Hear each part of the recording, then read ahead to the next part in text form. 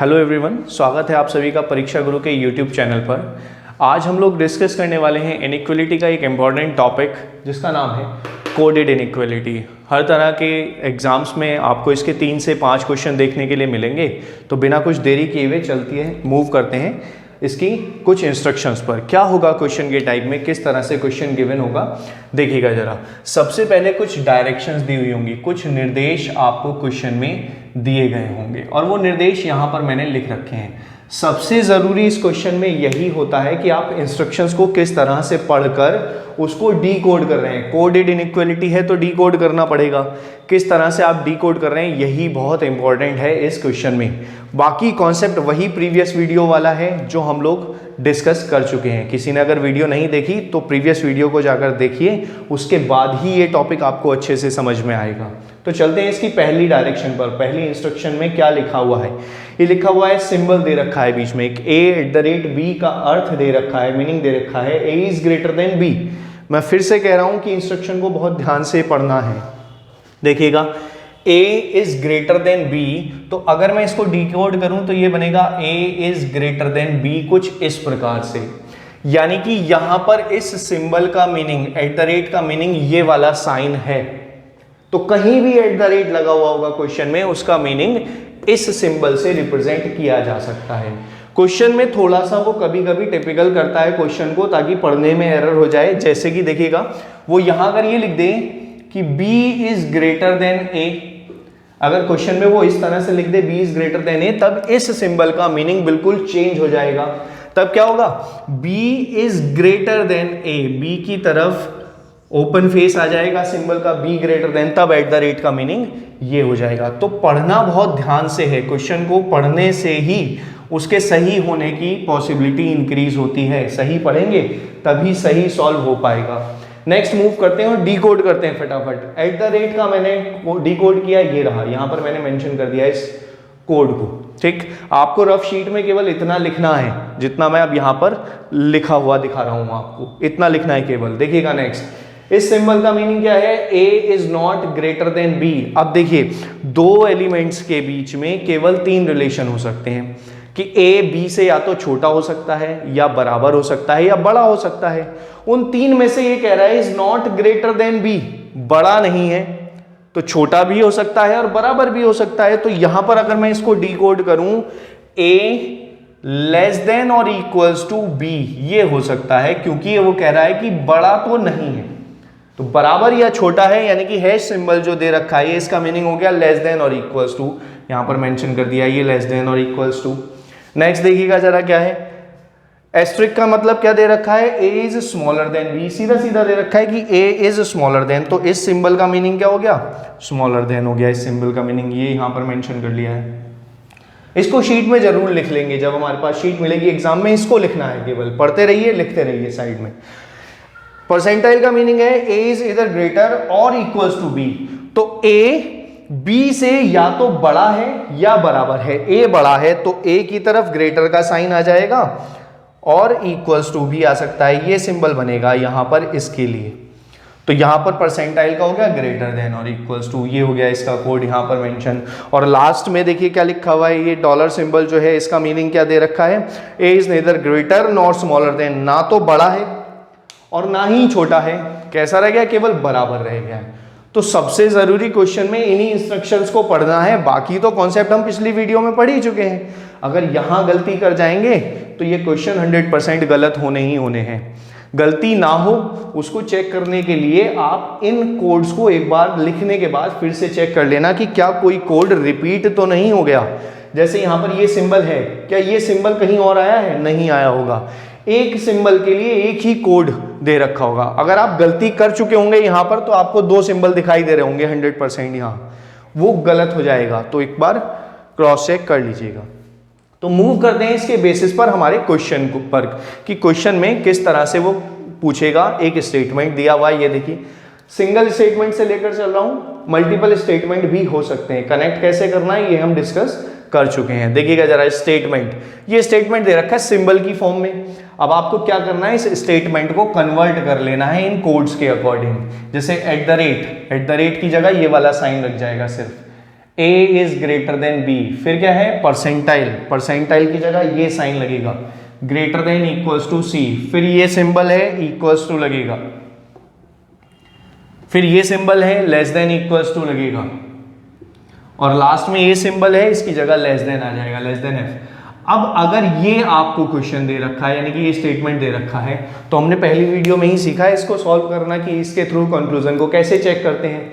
अब दो तरीके हैं, क्या कि एक तो आप इन कंक्लूजन को भी डिकोड कर लो, लेकिन उसकी जरूरत नहीं पड़ती है अगर क्वेश्चन तेजी से करना है। तो देखिएगा जरा, ए और ई में रिलेशन फाइंड करना है, ए और ई में। आप इस सिंबल को मत देखिए, अभी डिकोड करने की जरूरत नहीं है, आपको तो ये चेक करना है ए और ई में रिलेशन क्या है। तो देखिएगा जरा, ए से ई के बीच तक क्या सिंबल की डायरेक्शन में कोई भी चेंज आया है? ये है लेफ्ट साइड में ओपन, ये भी लेफ्ट में ओपन, इसको हम दोनों में मान सकते हैं, ये राइट में ओपन है। चेंज हो गई, लेफ्ट से राइट में चली गई डायरेक्शन, यानी कि कोई यूनिक रिलेशन तो आइडेंटिफाई नहीं किया जा सकता। तो यहां पर कुछ भी सिंबल लगा हो, इनमें से कुछ भी सिंबल हो, गलत ही होगा 100%, क्योंकि यूनिक रिलेशन है ही नहीं, इसलिए गलत हो जाएगा हमारा कंक्लूजन यहां पर जो भी सिंबल लगेगा उसके अकॉर्डिंग।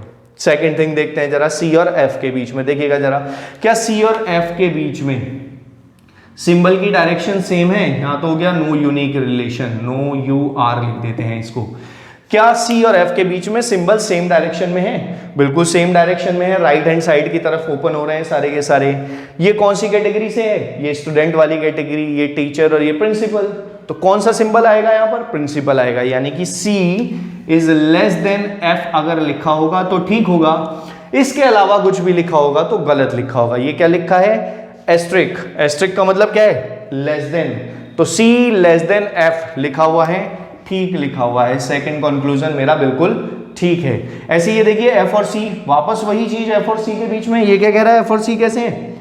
बराबर है। तो बराबर नहीं है, सी छोटा है एफ से।